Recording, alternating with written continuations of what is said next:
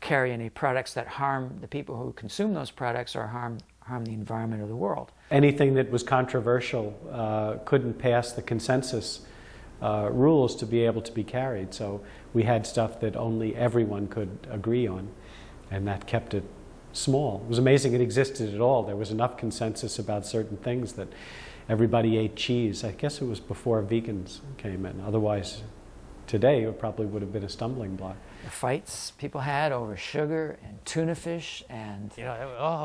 white sugar. I realize white sugar is not the healthiest thing in the world. So, but there was this real purist kind of thing, that we don't want any white sugar polluting the store. I mean, there's a very famous story about the fight at North Buffalo Food Co-op over whether they should carry toilet paper or not. At some point in the conversation, someone pointed out that in Africa, they use twigs.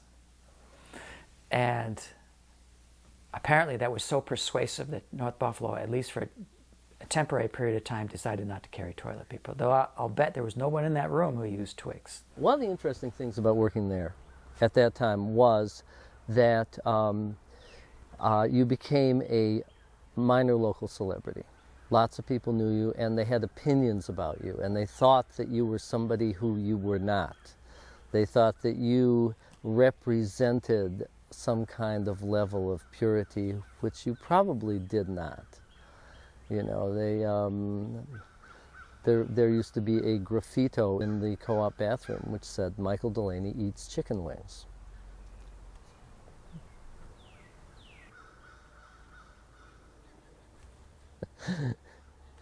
And various other comments after that. The compromise we've come up to is that we will give our members the choice and we will educate them as to what the options are.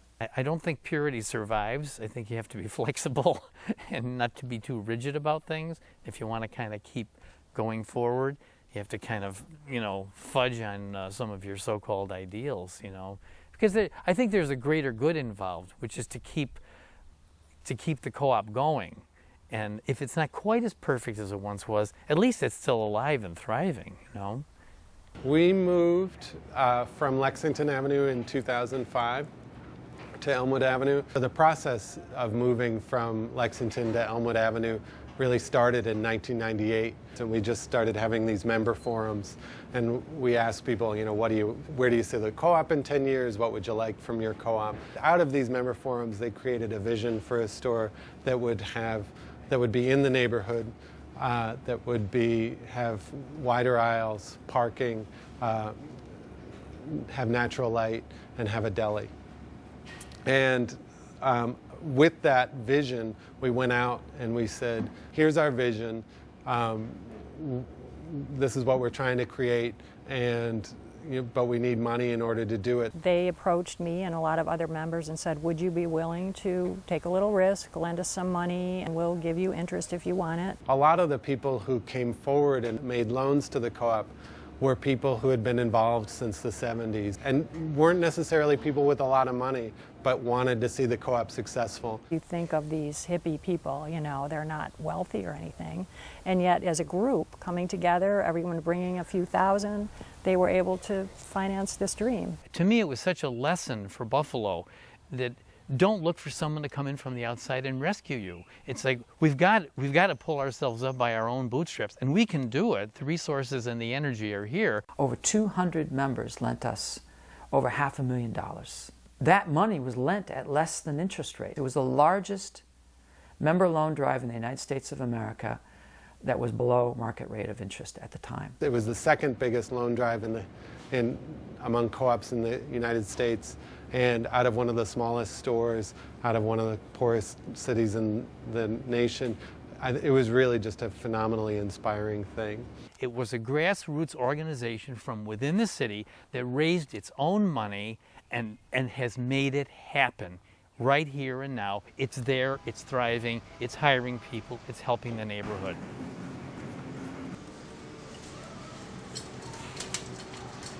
My family's been farming in this area since 1820, so I've sort of got a long history with local farming. And within my lifetime, that farm which is out on Willard Shear Road in Elma, will probably no longer be. It's not currently an active farm, and it will probably be sold off to development within my lifetime, which I find very depressing. And so I'm really personally motivated to help local farmers thrive. We have farmers come into the store and actually sample their products, and that's a fantastic opportunity for customers to be able to talk to their grower and find out how they grow things and find out more about what it's like to live on a farm. And it's also a great opportunity for farmers to stop, to get indoors for a few minutes and talk to their customers. We make it a priority to buy from local farmers because it's our mission. Our mission is the reason we exist, and nurturing the local economy is something that we do. It's also something that our owners want from us. They want to be able to walk in here and get homegrown tomatoes. So it's a lot harder for us to buy from tons of local farmers, but it's really important to us to have those local products in the store, to have those fresh varieties, those varieties that are mostly grown for flavor rather than for shippability or storability, so that we have a lot of these products that our customers want and that help the farmers make a living and stay in business, so that our children and our grandchildren will have access to local food.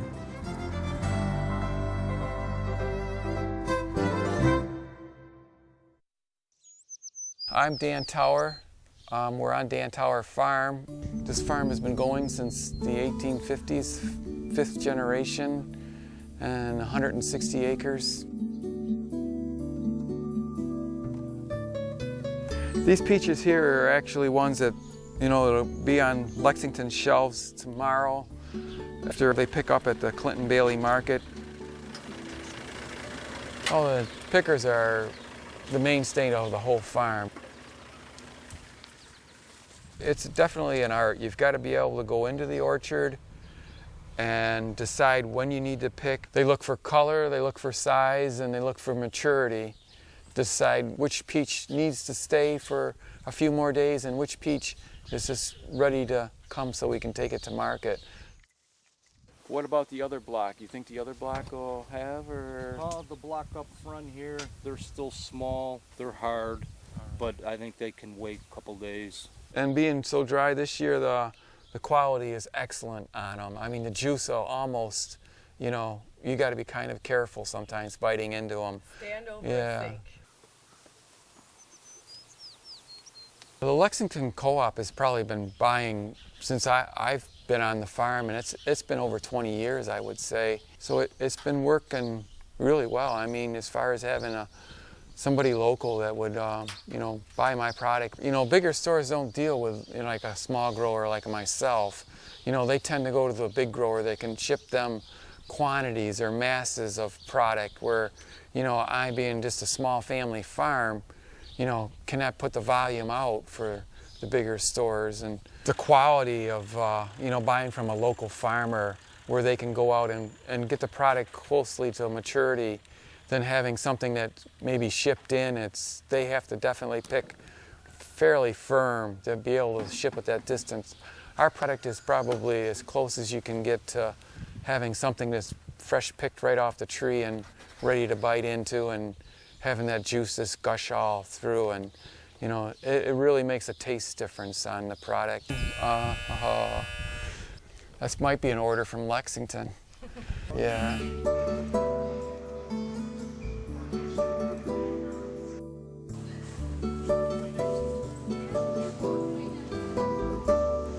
I think sharing knowledge for us is part of our mission. We started doing film screenings and canning classes last year. People all over the country, with the recession on and concerned about food prices, are starting to do a lot more canning and connect to the local harvest. And so we're excited to help people sort of get back some of those old traditions. Canning is also a great way for people to buy from local farmers. So instead of just buying, a couple peaches that they need to eat for the week, they buy a bushel of peaches and then take them home and can them and eat them all winter long. It's a great way to preserve the harvest.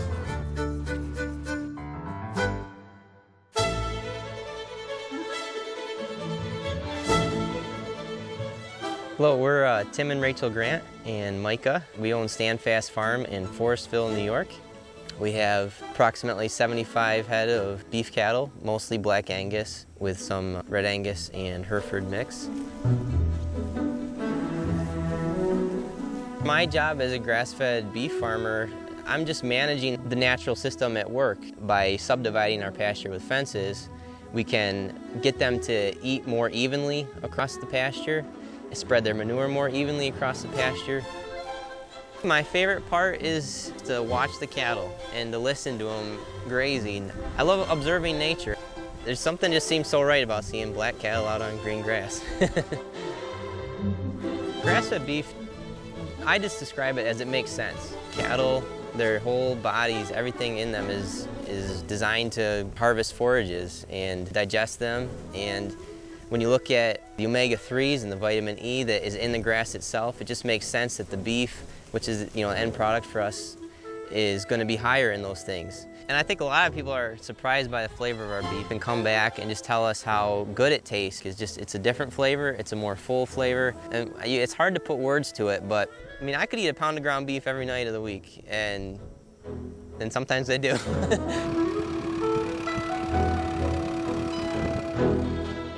We've been running Standfast Farm now this is going on our 5th year, and we've been selling beef to the co-op for 3.5 years. It's funny because I think it's like vegetarians and carnivores can coexist in the co-op. It's amazing like how, and people have all different political views, all kinds of religious views. It's like it doesn't matter because we all want good food and we all want food that makes sense. And that's what draws people to the co-op, and that's what has brought us to them as a vendor.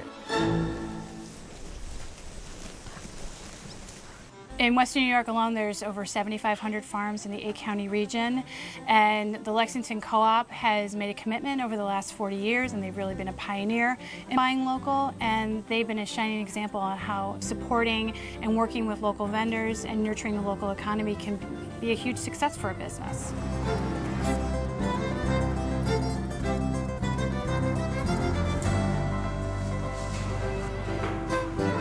5 Points Bakery is a 100% whole grain bakery. It's as simple as that.